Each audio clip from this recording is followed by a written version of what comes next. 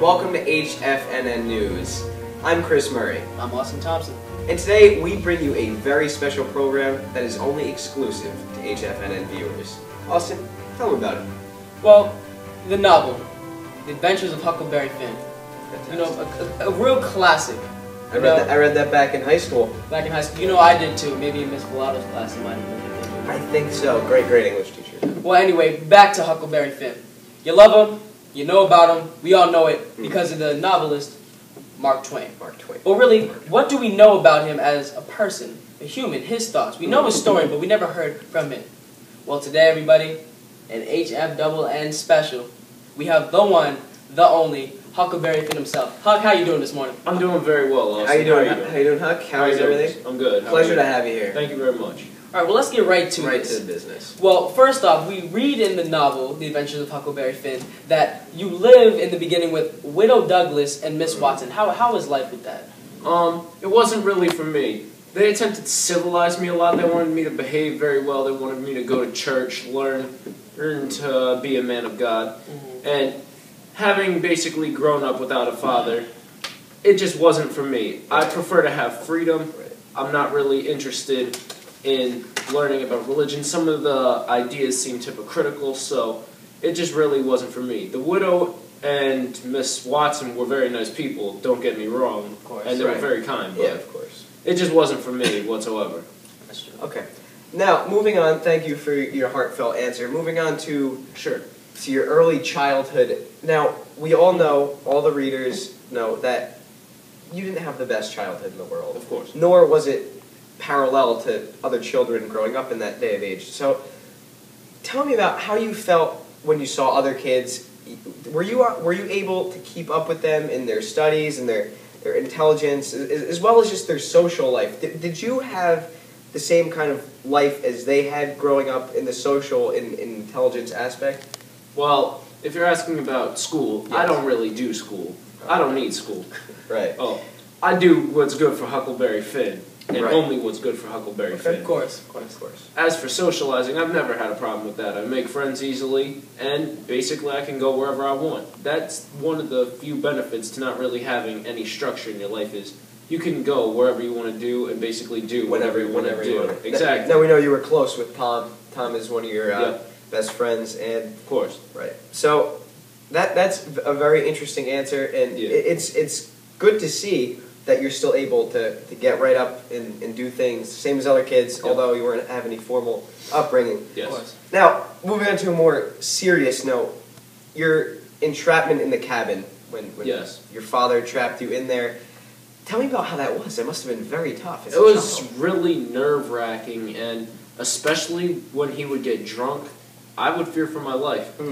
I mean, as you all read, he chased me around with a large knife, calling me the angel of death. I thought he was going to stab me to death. That's I grabbed a musket in self-defense. I was afraid I might have to shoot my own father. right. That's And that's, I realized, Something. that's not something a child should have to think Yeah. about. and basically I realized that if I was continuously trapped in this cabin, I was just going to either go crazy or just be forced to harm my own father. And obviously no one wants to do No that, one wants to regardless do of how Yeah. good or bad a Of course, person their of father is. So I realized I had to escape, and I started digging my way out and eventually escaped. It's very brave on your part. Now, I believe Austin has a few things to say to you. Yes, of course. So you were speaking to us about how you escaped from the cabin. Yes. Now, as we read in the novel, most of the time you were on a raft. Yes. After Yes. this, a raft.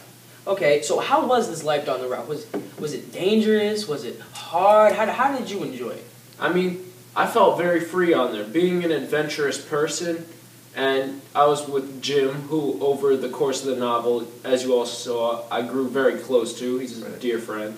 Mm-hmm. And basically what happened is we could do whatever we wanted. We basically just floated where we wanted to, basically took whatever we needed or bought it, or hunted it, for that matter. And basically we had no laws restricting what we could or couldn't do. nobody was telling us what we had to do. We lived basically as equals, and essentially, we just had a free life where we could go wherever we wanted to go. That's true. So, along with Jim, on your so-called adventures, Right. Yes. you met many characters. We read in the novel you met the Duke and the Dolphin. Classic characters. Yes. Classic. So, what were some of your experience with the Duke and the Dolphin? How were these guys? Well, when I first met them, they were both being chased by mobs, and we allowed them onto the raft. It's very nice Courageous. of you. Brave, yeah. It was brave, but it was also a somewhat dumb move on our part, as you would see later in the novel. Of course. I mean, at first they just seemed sort of to be ridiculous. I mean, I knew from the start they weren't actually the Duke of Bridgewater and the Dauphin of France. That's ridiculously unlikely. I mean, clearly Jim didn't know it and he believed it more, but I figured it was better to just go along with their Let it whims. slide. Yeah, Yeah, exactly. Of course. So originally they just seemed to be like minor con artists. They weren't really that dangerous to people, it seemed. But then they kept growing eviler and eviler, if you know what I mean. Yeah. Like, they started performing more ridiculous cons. Like, they performed that Royal Nonsuch, That was which basically he conned people for 3 nights and Shortest film then I've ever seen. nearly got us I know. attacked before we escaped onto the river. And then they were just totally despicable after that. They attempted to portray a dead man's brothers and steal a fortune from 3 of the loveliest women I've ever met. That's something The you see every Now, day. Tom, goodness gracious. Now, for trying to portray a dead man's brother, Yes. how could you not just reveal them right there and then? Well, I also feared for my own as well as Jim's safety, because you can't forget, it's not like you can just admit that without them assuming, oh, you're a part of this as well. That's right. So I had to look out for my own and Jim's self-interest as well as for the Wilkes sisters. And Right. what really drove me to the point that I had to confess was that when I saw how Mary Jane was so overwhelmed by the sadness of seeing the family of slaves separated, I just couldn't take that in my heart, and it overwhelmed me, and I revealed our secret. It's tough on the readers too, as well. That- Yeah, course. it was a hard moment in my life. Well, one more thing for me, and then I'll bring it to Chris. No, bro. So you and Jim, Mhm. very close as we see in the novel. Now, in the beginning, he was property, to Yes. property. But how did your feelings change Well, as you went through the book? as I went through the book and through my adventures, essentially I began to realize that slaves are people just like anybody who's white. Right. That's right. And that they have the same feelings, same emotions, as you all saw. Jim felt exactly the same way about his family that a white woman would, or a white man would. And basically, it was just, we became very close friends. As you saw, Jim said I was his only friend and the one who basically he could most trust, and essentially I feel roughly the same about Jim. And he did look after you. He really did. He was almost like a father figure in a sense, because he kind of kept me on the straight and narrow. Now, speaking about father figures, Jim covered your eyes in the house when there was a dead man. Yeah. Yes. That's. And what did we learn more about that, Chris? About the dead man? What did we find out about that dead man? Let's just talk. We're gonna get to that, but I just want to bring the tone over to Pap, his father. Now we all know. I know it. Austin knows it, and Huck knows it. Pap wasn't gonna win any Father of the Year award at any time soon. Now, being your relationship with Pap wasn't the most common father-son relationship. Yeah. Talk about how his death affected, because later you'll learn that it was his father, it was your father. Yes. For the readers, that was a tough thing to go through. Now, we're just curious Talk about Yes. irony. here at HF and in News and for our viewers at home. How did that affect you? Because for me, if anything happened to my father, that it would be the end of the world. Because I have a very close relationship with him. Now, I'm curious to see how someone whose relationship isn't as close, how that affected you. So, well, in a sense, it was almost like a weight being lifted on my shoulders because, wow, as you could all see through the novel, Pap was very abusive. He was drunk.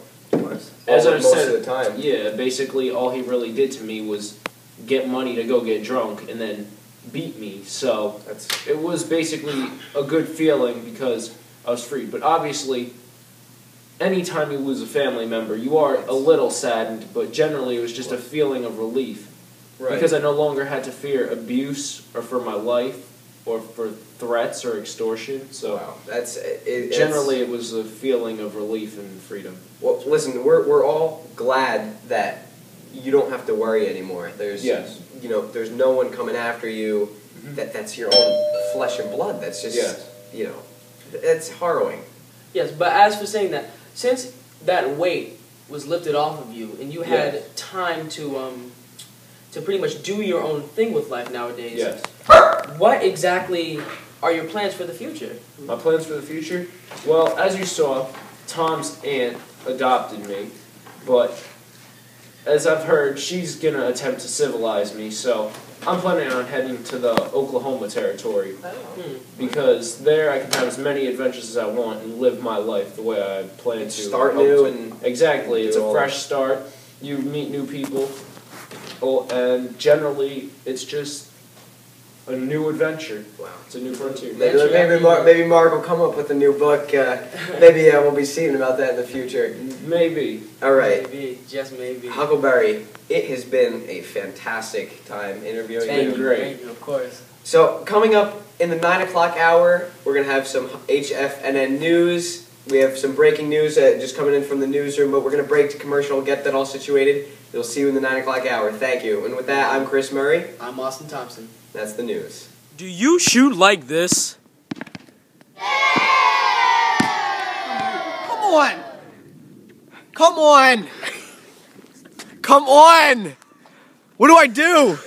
Instead of using one of these basic balls, You should be using a little something like this. Use